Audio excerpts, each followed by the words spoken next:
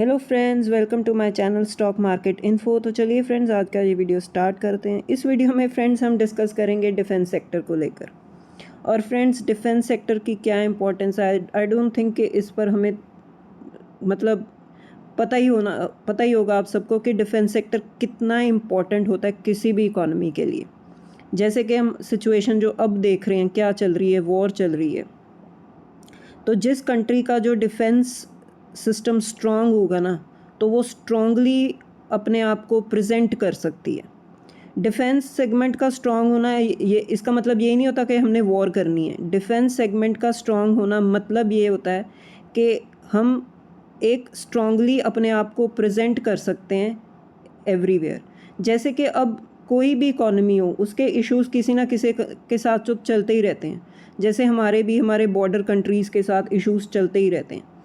तो इसका मतलब ये बनता है कि हम हर इकॉनमी को अपने डिफेंस सेगमेंट को स्ट्रॉन्ग करना ही पड़ेगा।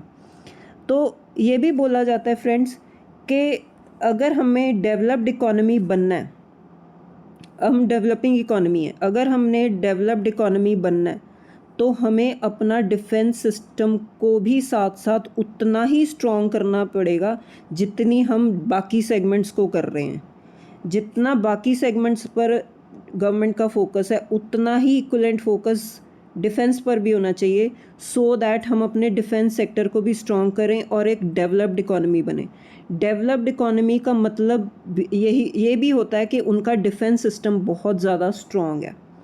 ठीक है फ्रेंड्स। सो इसमें हम क्या देखते हैं कि हर साल जब बजट आता है, बजट में कुछ ना कुछ एलोकेशन डिफेंस सेक्टर को भी दी जाती है।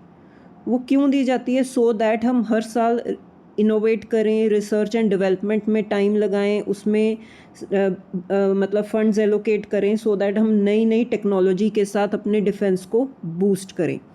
सो ये चीज़ें इंपॉर्टेंट होती हैं फ्रेंड्स किसी भी इकोनॉमी के लिए कि डिफेंस सेक्टर उनका बहुत ज़्यादा स्ट्रॉन्ग होना चाहिए। तो हमें भी अब डेवलप्ड बनना है, आगे जाना है, ग्रो करना है, तो डिफेंस सिस्टम को भी साथ साथ स्ट्रॉन्ग करना पड़ेगा। क्योंकि अब जो सिचुएशन चल रही है ना, वो हम देख रहे हैं अपने सराउंडिंग्स में क्या क्या हो रहा है। जो रशिया यूक्रेन वॉर भी है, कितने टाइम से चल रही है। तो ये जो वॉर है ना, ये जो प्रॉब्लम्स हैं, ये जो इश्यूज़ हैं, ये चलते रहेंगे, आगे भी कई बार होंगे। ये कोई फर्स्ट टाइम नहीं है, ये कोई लास्ट टाइम नहीं होगा, कई बार होंगे। इससे अब ये जो लर्निंग है, जो लेसन है, वो हर इकोनॉमी को ये मिलता है कि अपने डिफेंस सिस्टम को बूस्ट किया जाए। ठीक है फ्रेंड्स। अब डिफेंस सिस्टम को कैसे बूस्ट किया जाएगा? ग्रोथ लानी पड़ेगी। वो जो डिफेंस सेक्टर में, डिफेंस सेगमेंट में काम कर रही हैं, बिजनेस काम कर रही हैं, वो बिज़नेस को ग्रोथ देनी पड़ेगी। उन्हें ज़्यादा से ज़्यादा फंड्स की एलोकेशन देनी पड़ेगी, बजट देना पड़ेगा, सो दैट हम ग्रो कर सकें। इससे और एक बात करनी पड़ेगी कि अब जैसे कि पब्लिक सेक्टर कंपनीज ही हैं डिफेंस सेक्टर में, अब प्राइवेट सेक्टर को भी आगे आना पड़ेगा, सो दैट हम मिलकर काम करें ताकि हमारा डिफेंस सिस्टम और स्ट्रॉन्ग हो जाए। तो उससे पहले थोड़ा सा आगे वीडियो को डिस्कस करने से पहले मैं आपको ये बता देती हूँ कि जैसे कि हमारा इंडिया का डिफेंस बजट कितना है, $86 बिलियन। हम तो अभी फ्रेंड्स बहुत पीछे हैं। हमारा जो बजट है ना डिफेंस का, वो $86 बिलियन है। अगर मैं आपको इसके साथ कंपेयर करूँ विद चाइना, चाइना का आप डिफेंस बजट देख लीजिए, $281 बिलियन। मतलब कितना मतलब इंटू एक्स करोगे आपके $281 बिलियन बनेगा हमारे बजट के साथ। और अमेरिका का आप देख लो, इसको तो हम मतलब रीड करें ना करें, मतलब कोई पता नहीं है कि इनका जो बजट है $1.5 ट्रिलियन। उनके बजट के, उनका आप बजट देख लो डिफेंस का क्या है, उनका जो टेक्नोलॉजी है वो कहाँ तक है, उनकी रीच कहाँ तक है।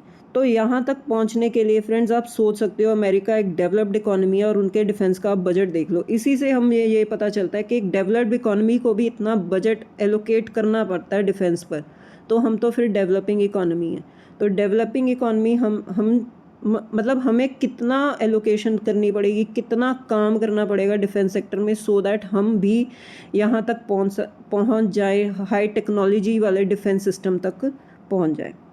तो चलिए फ्रेंड्स, इसी के साथ एक न्यूज़ है जो ये निकल कर सामने आई है, जो मैंने आपके साथ शेयर करनी थी कि गवर्नमेंट अब चाहती है कि प्राइवेट सेक्टर भी आगे आए इन डिफेंस सिस्टम।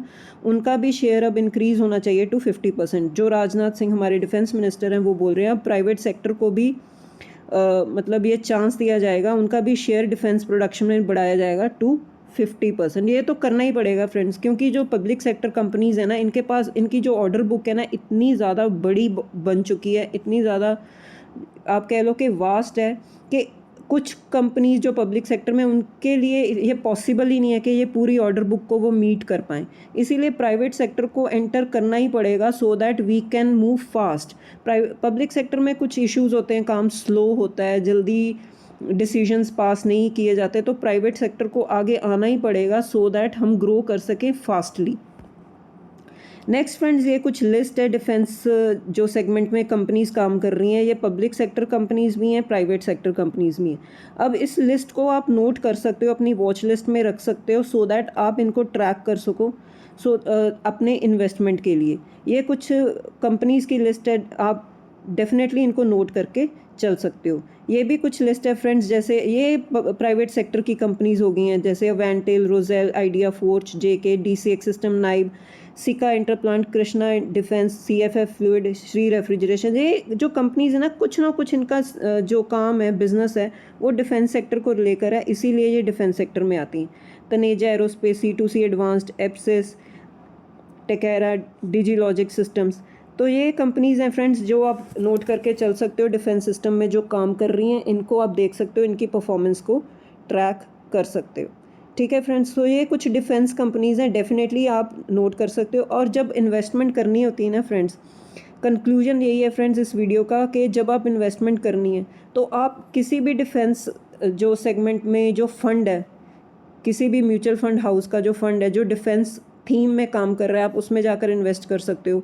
आप किसी भी डिफेंस ETF में जाकर इन्वेस्ट कर सकते हो। अगर आप कोई सिंगल कंपनी नहीं सिलेक्ट कर पा रहे, आपको नहीं पता लग रहा कि कौन सी कंपनी में जाना चाहिए, तो आप कोई भी किसी ETF में इन्वेस्टमेंट शुरू कर सकते हो जो डिफेंस के साथ रिलेटेड है। किसी फंड के साथ आप अटैच हो सकते हो, उसमें इन्वेस्टमेंट आप सिप कर सकते हो। सो डिफेंस एक ऐसी थीम है फ्रेंड्स जो बहुत लॉन्ग टर्म तक चलेगी, इसका कोई एंड नहीं है।